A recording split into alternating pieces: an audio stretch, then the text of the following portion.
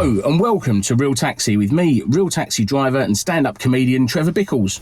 On today's show, we are in the home of the London Black Cab Driver. That's right, we're in Essex to meet Essex New Comedian of the Year and an Instagram icon. This guy is brilliant. But I'm not going to waffle on anymore. He's a great mate of mine. Let's bring him onto the show. The wonderful Josh James. Hey! Here we are. We're in a car park in Essex on a Sunday morning. This is how we rock and roll in showbiz, people. You know what I mean? Yeah, mate. Are you happy to be here? I'm so happy to be here. You've just sprayed a bit of can I swear? Go for it. So we want. Yeah, sorry. Does that get bleeped out on YouTube? I could try it. Yeah. I feel like you're probably going to be doing that a lot. Put a beep. Yeah, you're probably doing that. No, you sprayed a bit of air freshener in here. Yeah. And it's just gorgeous, mate. And this is why, listen, this is why we go black taxi and we don't go Uber. There you go. Because it's the details like that. Why would anyone fucking get in an Uber, honestly? Exactly. Blows my mind. Exactly, mate. I'll add it to the bill as well. Don't worry about that. That's is brave. the meter running? Oh, yeah. I should have only put it on, shouldn't I? I wonder why he was so keen to interview me. I earned myself 20 quid this morning. How you been, mate? Been all right? I've been good, mate. I've been good. It's good to... World's getting back to normal a little bit and getting back out there gigging, and we've missed it, haven't we, really? Oh, tell me about it. What have you been up to much during lockdown? A lot of wanking. Ain't we all? Yeah. Ain't we all? A lot of that. I completed Pornhub, put it that way, during lockdown. Yeah, I just more use my imagination, to be honest. But no, just a lot of exercise. I've been exercising a lot. Right. Obviously, that is a form of exercise, but I've been exercising properly. You know. Yeah. So that's been good, and then just writing, doing a lot of writing. Obviously, I've not been writing much stand up. I've mainly been writing for the sketches and that, because obviously the last year where I've not been able to do stand up, I've turned my attention to trying to write these sketches, which have some of the characters have been quite popular. So just carrying on with that, really, and that's opened up a new world of comedy that. Yeah. I'd never even considered doing before. Do you know what I mean? Like, I always just see myself as a stand-up comedian. Yeah. And then getting involved in the sketches is just opening up a whole new world, which I absolutely love. You know. Well, I was going to go straight on to that, because obviously I think you're massive on Instagram. You've done some brilliant videos. I've been in a few videos as well, and obviously you've got a couple of characters, right? You've got let's go through them. You've got the guy from Shoreditch, the hipster. East End hipster. We've got the Dickie dealer. Home Counties Dickie dealer. And Tony Spank was it? Toby Spank. Toby Spank, the bugger of Bishopsgate. Yeah. We all know one of those characters, yeah. don't we? Yeah, I think they're all quite familiar characters, aren't they, really? And they're just all people that each one of them characters, I'm not basing those characters on anyone in particular, but there's a few people that I've met, through experiences that have always just been in my memory that I think, I'm going to use sort of a bit of them and a bit of them and sort of mash it together to make this sort of person. And I've sort of, I don't know, people going, are you trying to send a message from these characters? And not really, like, I just find them funny.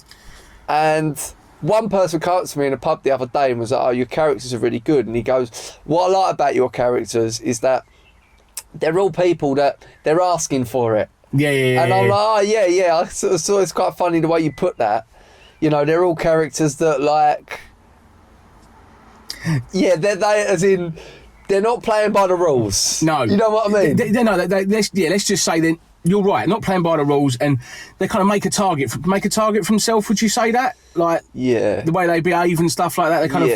No, they're not your average Joe, are they? I think a lot of us, we just get on with our lives and crack on and keep ourselves to ourselves, and we don't want to necessarily argue with people and all this sort of stuff. But each one of them has got their, you got the East End hipster, which is obviously, the classic ultra left wing, cancel culture.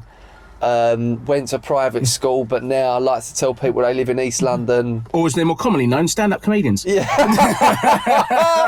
Yeah, that's so true. Or they're more common, the London stand-up comedy circuit. The stand-up circuit, not so much the proper circuit, but certainly the open mic comedy circuit is a hotbed for those sort of characters. So it has been interesting over the, because obviously I've always grown up in Essex, and I'm very much brought up in one world. And when I started on the circuit, on the open mic circuit at least, it really opened my world to people like that, you know, and almost like, I don't know, they're just funny people, aren't they?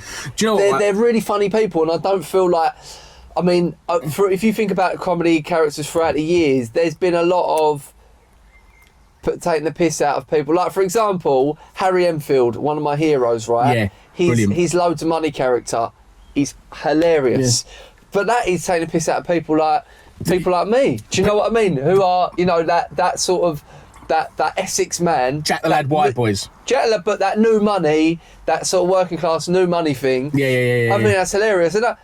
And as I always sometimes see my East End hipsters almost a bit of a compliment to that Loads of Money character. Yeah. Do you know what I mean? It's that people that, actually they grew up in real sort of privilege, like I said, like privately educated, that sort of thing. But now they bought a pair of Reebok Classics. They've got a hoop in their ear, you know, and they want to be known as like this edgy London guy. You know what I mean? It's hilarious. It's really funny to me. Yeah, no. Do you know there's so much comedy in there. Do you know what? I can totally relate to that, purely because when I joined the comedy circuit, I was exactly the same as you. Like, we grew up not far from, obviously, Josh is from Essex, I'm from East London, which, if you know, it's kind of, they're very close on the boundaries, and very similar, basically. There's an allegiance. There is. It's like, if you're in East London, you go Essex. You claim asylum in Essex, basically. But I'll say it. But you do. And I think we're from a very similar ilk to that degree. And I know when I joined the comedy circuit, I felt exactly the same. Yeah. Like, I walked into a world that I'd never experienced, or I'd only heard about, if you know what I mean, with the kind of the personalities and things like that. But you talking about your characters, like, who would you say your favourite one to do is then? Do you have a favourite? I do like doing the East End hipster, just because, like, I do really like it. I like all of them, to be honest. Yeah. The East End hipster does crack me up, and I do like. I like the fact that, I don't know, there's, like I said, comedy is mainly a very much, not that I don't, you know, I'm not particularly a right-wing guy, you know, I think I'm quite central, but, you know, comedy is such a left-wing thing, you know, the comedy, most people vote Labour and all this sort of stuff. And there's been a lot of characters through the years that really take the piss out of people like me and you, Trev. Yep. You know what I mean? Yep. Which we're great, because me and you, like, people like us, we're great at laughing at each other. You know, we're great at laughing at ourselves. Yeah. We take the piss out of each other. We take the piss out of ourselves, you know. Yeah. And that's cool. But there's so much that over the years. And I just thought, it would be a cool idea to have a character that really takes the piss out the other side of people, really. You know, like I said, that, you know, that champagne socialist. Yeah. Because that's really funny to me. No, so that's why I thought it'd be cool really cool to do that character, just because there's not been many of that before. No. Many of people doing that. So I do enjoy doing that for that reason. I like the Home Counties Dickie dealer, because obviously he doesn't speak much. Yeah. And that's just him being a bit of a Neanderthal.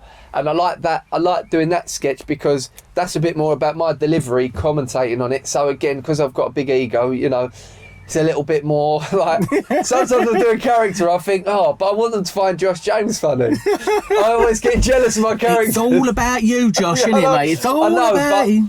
But Home Counties Dickie dealer, I like that because there's a bit more me in there. Yeah. But then Toby Spank is also funny to me, just because I used to work with blokes like that. Yeah. A lot of people from, let's say, from the area like Essex and stuff like that, you do get a few characters like that, don't you? Oh, mate, it's full of them, man. It's full of them, isn't it? It's like the home. It's for the home. That is pretty much, you know, those three characters. Well, actually, not so much the East End hipster. That's more in your old neck of the woods now. That's where they've sort of gentrified, basically. Yeah. But a lot in Essex, you do get a lot of those Home County Dickie dealers, or the Toby Spanks. Oh yeah. The Bugs of Bishopsgate, you know. They are. Those characters are very much a lot of the funny characters for me that live around here. Yeah. You know, like you said before as well. Like, you had a guy come up to you in a pub and said like how he likes your stuff. Obviously, where you're taking the mick out of the other side of the coin, as they say. Have you ever had any nutters messaging you? Like any dodgy? Like, have you any people like messaging you on Instagram saying, "Mate, you're taking the piss out of us" or something like that? Have you ever had anything like that? Not really. Do you know what? I mean, it might wind some people up. But a lot of people, I Oh, a lot of people are deluded, aren't they? They probably think, even if they're like that, they probably think, that's not like me. Yeah. You know what I mean? Yeah, they're probably looking at, you've got a hipster going, yeah, but I don't do that. Yeah. I don't know wear exactly a that. I don't wear a beanie hat. Yeah. They'd be yeah. like, no, but I'm really standing up for social rights. Yeah. You know what I mean? Like, Yeah. Like, no one ever really thinks that applies to them because they think they're above that. Yes, especially that character. Because that character does have that kind of and they're all so far fetched. Like they're all such caricatures that like, not really. I mean, but if people have been wound up by it, they've not really said anything yet. The only time that I've had I've had it really, I say come on top, but it hasn't really, was when I've done the sketch about the London football fans. Really? And I had a few Millwall fans messaging me saying they were going to kill me. Well, they know how to use technology. Hold on. I didn't even know you had electricity. Did you have to get one of their carers to do it on the phone for them or something? But I had two Millwall fans who were messaging me saying, they're out for me or whatever. But they were just like, didn't know, yeah. I mean, I weren't worried, I see pictures of these guys, and I was thinking they're not proper Millwall that you got to be worried about. Yeah. They're not Lenny Sherman. Put it that way. Do you know what I mean? If Lenny's messaging me saying, "Mate, you got to cut it out," I'm shitting myself. You're like, right, we'll cut that. We'll do that now. Yeah, when you got some like Tim Pot. Yeah, but Tim Pot Football Factory sort of football hooligan basically. Yeah, just like they were just sort of down and outs, Yeah. But that's the only jip I've had. John, what I love as well, right? When I see you had Wayne Lineker. Mate, how the fuck did you get Wayne Lineker in it? Yeah, on video. How the hell did you... I've always wondered, how on earth did you get him in it? He's a good sport. He, so my mate does a lot of promoting in like Ibiza and that, so knows him. And then I started making videos of Wayne. When I first started making videos, and he was sending him to him, and he was like, "Oh, these are really funny," Is that how he talks? Yeah, that's how he talks. Yeah. A bit more brummy than that. Yeah. But he just messaged me out of the blue. I'm just like, I love your videos. We need to do a video together. Oh wow, he contacted you. Yeah. So I was, I think of saying, I weren't thinking of doing it at the time because I feel like I'd done that idea. Yeah. But then I was just thinking more of it, and I was like, I got you. Getting him in a video would be funny. Yeah. So I've written this sketch where basically he was what it was called Lineker looking for love. Where basically it was just I was portraying him, I was playing him, and I was portraying him as an OAP that thought he still was in his prime. Do you know what I mean? And I sent it to him thinking, oh God, is he going to feel like this is mugging him off? And he fucking loved it, Yeah. He's a good sport, Well, he gets a lot of stick, but listen, he can take the piss out of himself. But I think that's the thing, when he's seen what you do, right, he's contacted you. I think he's going to have to expect it a bit, isn't he? He's going to have to expect a bit. Yeah, I mean, I sent it to him thinking, God, it's, like not everyone's going to like that. Not most people wouldn't do that because they can't take it. Because their pride is so much that they wouldn't allow themselves. They're a bit precious to their own identity, almost, basically. Exactly and they don't want to portray himself in that way. And he looks like sort of. I mean, look, he's got elements where he looks like a vein, that I'm bone of a beach club. And he is like that to a certain degree, but on the surface, he is like that. But really, I mean, proof's in the pudding that he's done that video with me. Like he's very much. It's very down to earth. He's just a very down to earth bloke. He can take the mick out of himself, and if you can take the mick out of yourself, then you don't matter how you look. Yeah. But he like I say to people, with him, you can't judge. He lives such a different life to we all live. We live in this country. We go work every day. We work 9 to 5, whatever. We go out at the weekend, like this and that. He lives in Ibiza 6-7 months of the year, where people are on holiday, having the time of their lives. Yeah. He's living it every single day. He's surrounded by people in their 20s. Yeah. That's why he dresses like he's in his 20s, because it's what he's surrounded by. It's the environment it's in. It's the environment it's in. He lives a completely unique life, so it's just like he's he's an extraordinary character. You know, he's such an interesting. Yeah, definitely. You know, you can't almost. I feel like you don't. What I want to say is you can't take him seriously or sort of judge him like. Don't. The old saying, "Don't judge a book by its cover," in a sense where you might look at him and he has the kind of the reputation, the persona. But when you get to know him, he's a totally different person. Yeah, but I just love characters like that. Yeah, like, yeah. Characters that are just different. But you know, I think That's what I find so fascinating in life is looking at people that are just different, so different from anyone else in whatever way that might be. Do you know what? I find that fascinating. That's what I miss about the East End. Now, I don't live in there anymore, and you don't obviously don't live there. But I don't know if you found this back in the days in the old school pubs, the amount of characters you had in a pub. To me, the pub was the hive of characters. It was like the bar out of Star Wars, mate. There was nutters galore. You know, there was so many characters there, and it made it interesting. And I'm a bit like you on that one in the sense where I love characters. Nowadays, but nowadays I find it's I won't say sterile, but you walk into a pub nowadays, for example, every pub's the same wherever you go. If that makes sense. So when you get a character like Wayne Rooney, he stands out a bit. Does that make sense? Wayne Rooney. I said Wayne Rooney, didn't I? Fucking idiot. Wayne Lineker. They're the opposite. Wayne Lineker likes doing Young Birds. Oh, fuck's sake. And he's doing Old Birds. Yeah.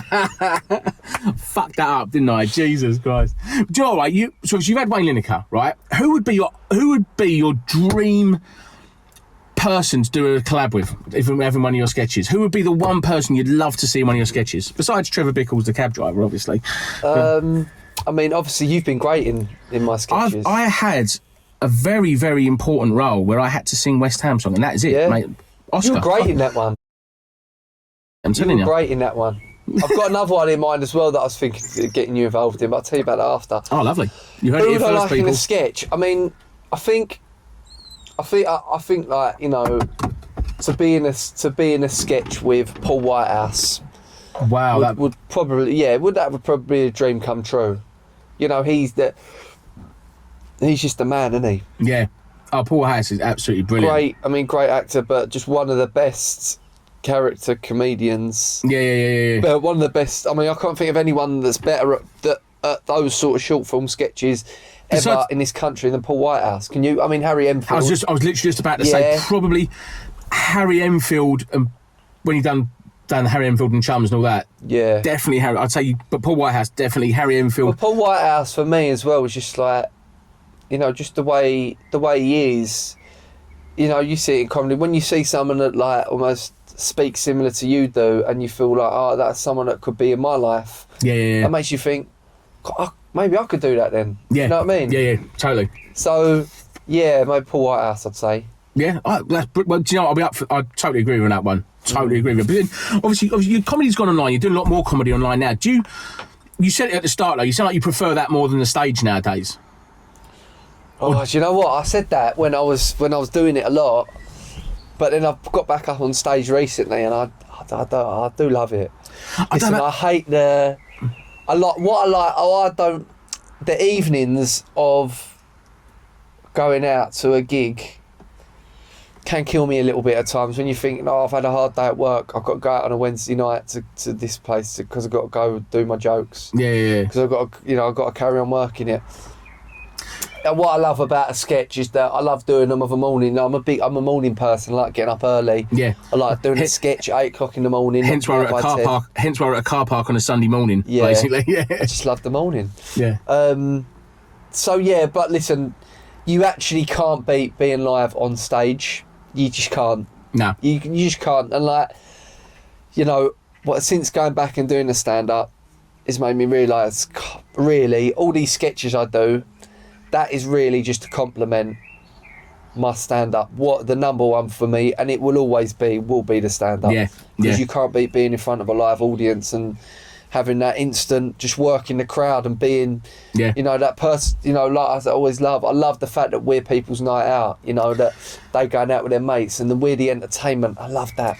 And being on a screen or whatever, it's great. You know, the socials is great because it's great for selling tickets, you know, now for putting a little show. I know that pretty much tickets are going to go, you know. Yeah. And that's great for that. And it's great for, you know, building your profile and stuff like that. But listen, the number one thing is and always will be the stand-up. Yeah. No, I totally agree. And I think you're right when you get off that feeling of, I know what you mean. Like when you've had a hard day's work, people like me and you, we're workers, we're grafters, right? And I know what you mean. At the end of the day, you're a bit tired. You've got to go to a gig, and you're like, all right. But if you get off that stage and you've had a cracking gig, it's a great feeling, isn't it?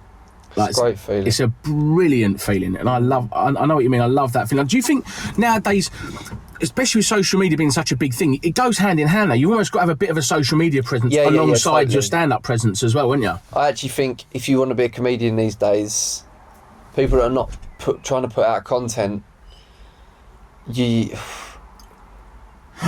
think it's more the other way around? You've got more of a leg. You've got more of a head start with the content alongside it. If that makes sense. I just think if you want to build, like for me, I'm not like, honestly, when I tell people, I'm not that fussed about being on telly. I'm really not. Actually, a lot of the stuff I watch on telly now is so watered down. I think, do I really want to? I don't think I'm that bothered. But what I do really want is, I do want a following. You know, I want to be able to go out, and I'd love to be able to do a theatre. You know, one of my dreams is to go do the Queen's Theatre one day in Hornchurch. Yeah. Imagine selling that out for a few nights. Lovely feeling, yeah. You know, local, somewhere where I went growing up, and then all, you know, like that's what I really want, is to have the following that I can sell tickets and do my stand up on a big stage, on a theatre stage like that. You know. Yeah. But but with the and to get there, I feel like it's so important now to build on your online presence. Totally agree. Yeah. Because I ain't being funny, but people that are just, it's difficult for someone like me at the moment to get on telly. Like, I've really got to be smashing it. Really smashing it. Yeah. For me. But that's fine. That's cool. That's fine, right? But what I'm saying is, it's like, I don't want to wait for someone to give me an opportunity to get a pro. You know what I mean? Like, I'm making my own platform. It's more a case of, I'm not going to sit here and dwell twiddling my thumbs waiting for the call. You're like, fuck it, I'm going to go online. Yeah. I'm going to do my own shit for now and just enjoy it and just manage it. I don't want to. I'm not expecting anyone to hand it to me. I'm going to go out there and get it for myself. Do you know what I mean? Too right, mate. So that's my mentality. No, But at the same time, you know, I think it's important. You get a lot of, obviously, Instagram comedians now. I don't know. I mean, I think obviously they are comedians in their own right, but I still think, you know, you've got to be able to do it live. I think it's so important. Totally. You know what I mean? So it's really important to have them.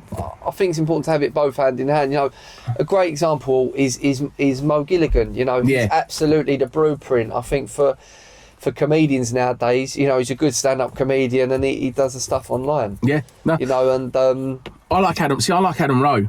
Like, what he's done with Hot Water, the way he pumped out his content. I know he doesn't do so much sketches, but I can totally see how having that online presence, he went from that to that very fast, if that makes sense. And so to have it both hand in hand, I totally agree with you. And when you said about, let's just say, people of our ilk might be a bit harder for us to get on, like, do you like it a bit harder? Listen, I think what it is obviously there's a big push for diversity at the moment on telly. Yeah. And do you know what, Trev? I'm not ignorant. I think that's the right thing that needs to happen, because if you do look at it over the years, you know, you put on telly, it has mainly been predominantly has been white blokes that have been on the. I mean, that have been pushed to the forefront. Whether they've been pushed to the forefront or they're just the people that are doing it the most, I don't know. But I do get, and I do think it's the right thing to happen. Yeah, there totally needs agree. to be more diversity on telly. What I'm saying is, we're not in a minority where we're going to get on a show because because of sort of increase, you know, for a push on that sort of thing. Because I know where you're coming from. We've really got to be top of our game and really be smashing it, I think, to get those opportunities. And that's just how it is, you know. But you can sort of moan about it and just go, well, you can argue that, I don't know, like, what's the word, positive discrimination or whatever, something like that. But look, that's how it is. And I do think, as hard as it is for me to swallow, you know, there does need to be more diversity on telly, so I get that. But yeah, like I said, we have to be at the top of our game to get that opportunity, which we will do, because we're working hard and we will get there. Yeah, no, I totally agree with you. Now, obviously, a lot of comedians, you know, have got a podcast on the go at the minute. Like every comedian's got a pod. It's like the podcast glory. You got a podcast, haven't you? Like, what's it called? Night on the Tiles, isn't it? Night on the Tiles. Night on the Tiles. What's it about? It's basically about nights out, basically, Trev. Just nights out when you're younger, when you first start going out. And I don't remember them days, mate. no, I know. Just the early days of, you know, of being a kid, basically, but going into that adult world. Yeah. 17, 18.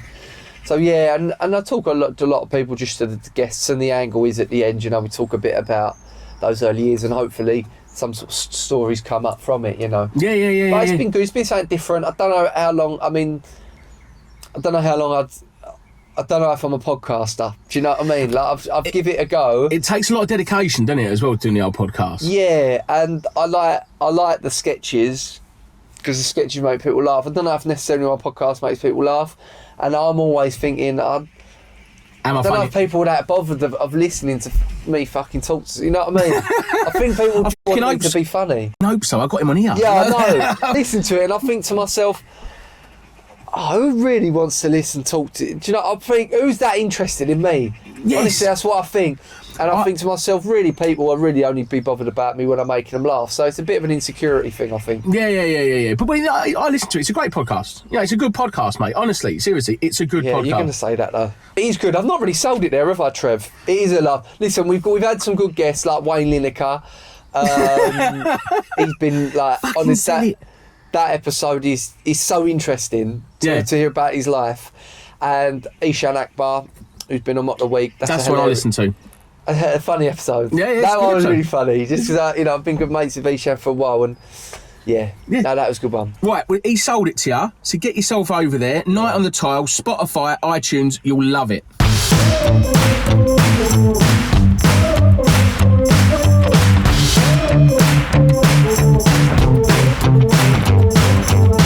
Hello and welcome back. I mean, I really enjoyed that first section. Did you enjoy that, Josh? I loved it, mate. Fucking blinding, mate. We're in a car park on a Sunday morning. This is brilliant.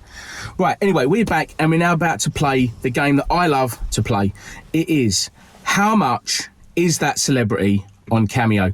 What I'm going to do is, I've been to the website Cameo, where you can ask celebrities to do a recorded greeting. I'm going to give Josh one of the celebrities and ask him, how much is that celebrity? You ready, mate? I'm born ready. Born ready. Right. Now, we're in Essex, so I've gone Towie. Right. Oh! I've gone Towie. Full in, two-footed challenge, Towie. Right. We're going to go for James Argent from Towie. Right. Oh. So here are the options. Right. Is James £65, £75, or £85? How much would you pay for James Argent? I was going to say more along the lines of like 40 quid. It's clear, that's... I'm going to go... He's going to go... I'm going to go 65. £65. Josh has gone for £65. The answer is... £75 for James Argent. Oh, I was sure I got that one right. 75. 75 quid for James Argent. It's cheeky. I'm telling you, right? I'm thinking 75 fucking Listen, quid. a lot of people love Arj, though. He is loved. He is good. And to be fair to him, he's a Towie original. Right from the start, wasn't he? Yeah. Right from the start. You know, he's had some big storylines. Yeah. So I get that. And listen, some people... There are mega fans out there for Towie. Yeah. Mega fans. Some people absolutely love it, don't they? Like, mate, I went to a nursery once.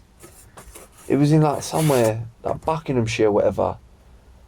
And I told this woman, she's like a big girl, real chatty. I told her I was from Brentwood. And she was just on me, mate. God. She'd done all the Towie tours. No. And then she was like, oh, this and that. And she's like, do you know any of them? I was like, yeah, quite a few of them. You just drop it in, didn't you? She literally wouldn't let me fucking get out the door. Really? Mad, mate. Mad. Well, then that leads perfectly on to my next one, which is Amy Childs. Oh, right? Amy. So, Amy Childs. Go on. I've got to get this one right. Bringing you straight on to Amy Childs. Is it £26.25, £46.25, or £66.25p. What's with the 25p? They put, honestly, some of these cameos, the most random bits on the end. I don't know how they charge. Like maybe they take a percentage. So what we're saying, 20... 26.25, 46.25, or 66.25. I reckon she's 44. 44. The answer is, surprisingly, £26.20. Really? Cheaper than James Arge. Mate, that is a bargain. Absolute bargain. 26 for Amy Childs? 100%. Oh, mate, you'd be silly not to take that I offer. even had to sort of do a double take on it, double check on that, because I thought that don't look right. And it was, when you look at it, you got James Arge's picture, 75, 26.25. No way. Amy, put your prices up. I know. It's bargain. Amy, come on. No, I'll tell you, that's a great... I know what I'm getting my missus for her birthday. Like you can see, he loves splashing the cash, doesn't he, with old 26.25. Yeah. Right, and the final one, Josh is a bit of a Tottenham fan. So, I've gone for a Tottenham manager, former manager, Andre Villas-Boas. Oh, you're joking. He's doing Memos. Cameos. You're joking. Andre Villas-Boas. Who's he managing nowadays? I don't know. He was a fucking car crash. I mean, Spurs Right. are just a fucking car crash, but go on. Is he £50, £150, Oh, or piss off. £250? I mean, each one of them was ridiculous. Do you know what? Knowing that he's like a football manager, he's probably just doing it. I mean, that's bad, isn't it? You go from managing Chelsea, Tottenham to sending out Cameos, yeah. That is, oh God, that is a fall from grace. Do you know what? I reckon he rates himself a bit. I reckon he's 150. The answer is £150. Yeah, He's got it. yeah. He's got it. Well, Josh, as you see now, we have a bit of a leaderboard. I should have said this at the start. Oh, mate, you're joking. We have a leaderboard, and I forgot to mention this. On the top of the leaderboard, we have Dave Alfie Ward on 3. Right? what a I think we've got fucker. Mike Capozola on 2, and everyone else is on 1. So you've joined the 1 brigade. You're on the 1 brigade, mate. I'm telling you. You're on the 1 show. No. He's fuming. Feel like West Ham. He's Top of fuming. the table. Listen, mate, you're in Europe now. Don't you, mate? European, mate. European now. You ain't I even know, got money. mate. I know. I can't use those jokes anymore. I know. You're I better than know. us. I've got a job interview later. Spurs boss. Oh, Yeah. mate. You know what? You're probably coming down to you, Trev. So I know. fucking no one wants it. No one wants a job, do Apparently they? the club's up for sale, though. That's what I've been told by the Really? player. Yep. So that's why no one wants it, because they know it's up for sale. Ah. So, and they know if they get a new manager in, They're just out him anyway, they'll probably basically. get tinned off. So, yeah. It's one of them ones. Well, that leads us on to the final question. Now, the final question I love to ask all stand-up comedians. Josh, tell us about your craziest or worst gig experience. Josh.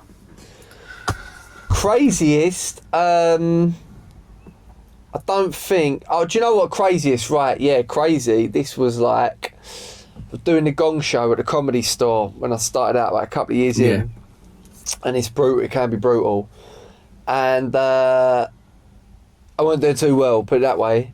And then the geezer shouted out, "Tell some jokes or whatever." As you do. Yeah, as you do. And then I just like went, oh, do you know what, mate? And I just fucking went off on one. I was like, mate, I had like a breakdown on stage. I was like, mate, I have had the worst day at work. I've been shitting myself all day about this. I come up here just for you to give it to me. How about you try and come up here and try and tell some jokes, you fucking wanker? And then I was like, yes, go on, son. And I'm like, yes, I've got this, come on. Anyway, turn around, the geezer's walking to the stage. Oh, no. And I'm thinking, listen, he said it all very hostile. So I'm starting to think, oh my God, like... You're going to get shit kicked out of you, basically. No, like I'm thinking to myself, I don't know, I'm more thinking I'm gonna have to hit this guy if he comes near me at the Comedy Store, the pinnacle of comedy in London, in the UK, the Comedy Store. I'm thinking to myself, yeah, but I want to have a comedy career, but I'm gonna have to ping this guy. If he comes near me, he's getting chinned. So he comes up, and I'm looking at the guy thinking, can you just go? Because I'm about to send this guy to another dimension. And he's like this little scrawny Australian guy. So I'm thinking to myself, I'm definitely I can do him. I don't know if I'll knock him out, but I'm thinking, listen, I can take him. I can take this guy, Yeah. which is amping me up more because then it makes me think, don't take it from this guy, Josh. Fucking do him. Anyway, he's coming up, and I'm like sort of shaking a bit because obviously that internal thing of like I'm thinking you've got to hit this guy, Josh, but also I'm thinking to myself, if you hit him, that's your career fucked. You'll never get that'll be on the papers. Yeah.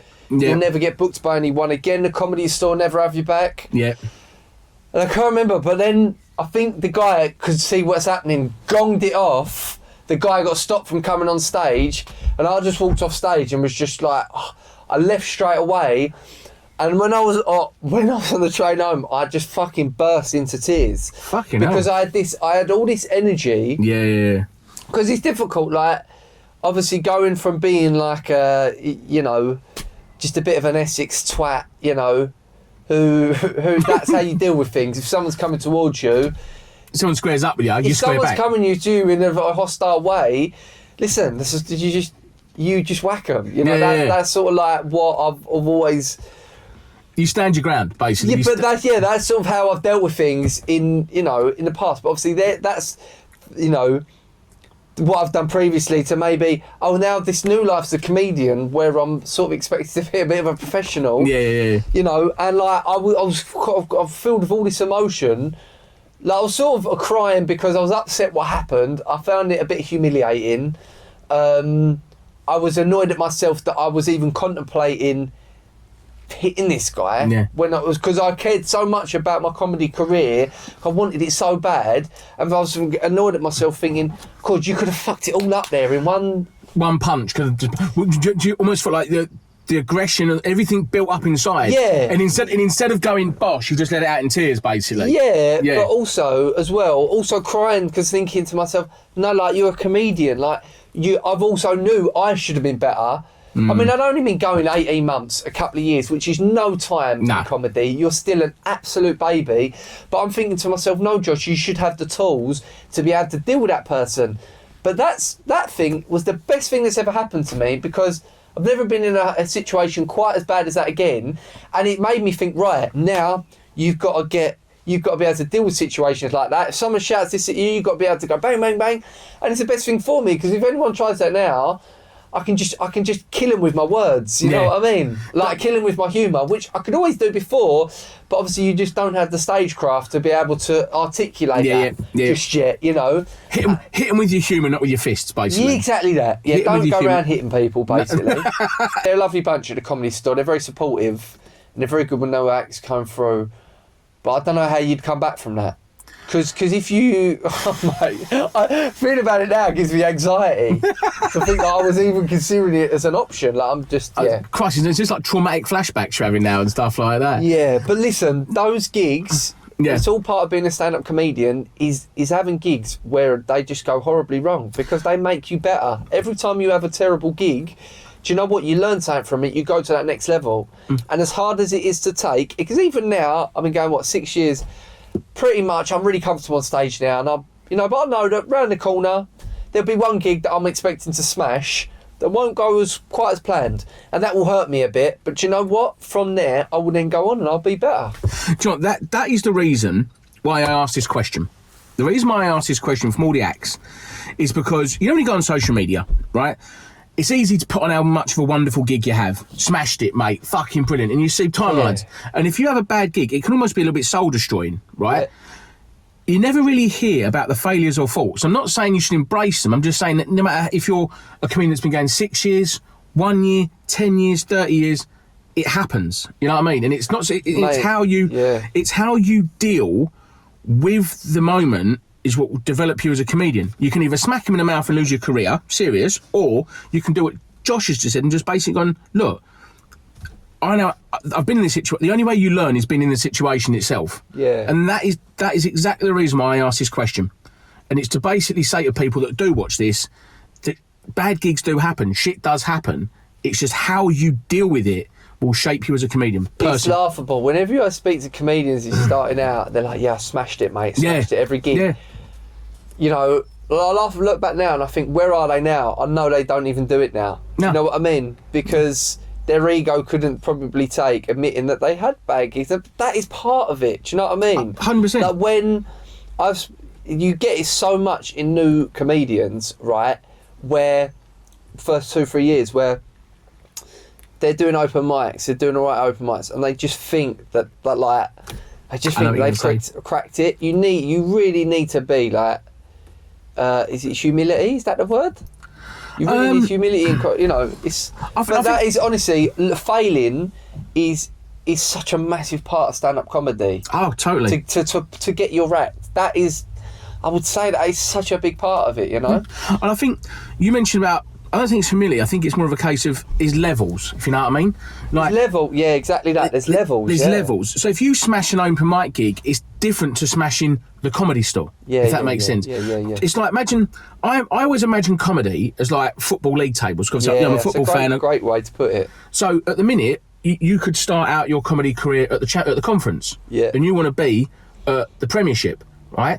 And it's obviously every team. Some teams might suffer relegation and promotion, but it's how you deal with those relegations and promotions which means makes you sustainable in each division, if that makes sense. So true. And that is how I do it. And I think what Josh has said then about how using those experiences marries up totally. Josh, I tell you what, mate, I've bloody enjoyed this chat. What about you, mate? Mate, I've absolutely loved it. Brilliant. Well, I tell you what, guys. At the end of today's show, you're going to see all the Josh socials. Jump on them because they're brilliant. Don't forget about his podcast as well, which was called Night on the Tiles. Night on the Tiles. I'll big it up for him because he fucking don't like it. I'll big it up for him.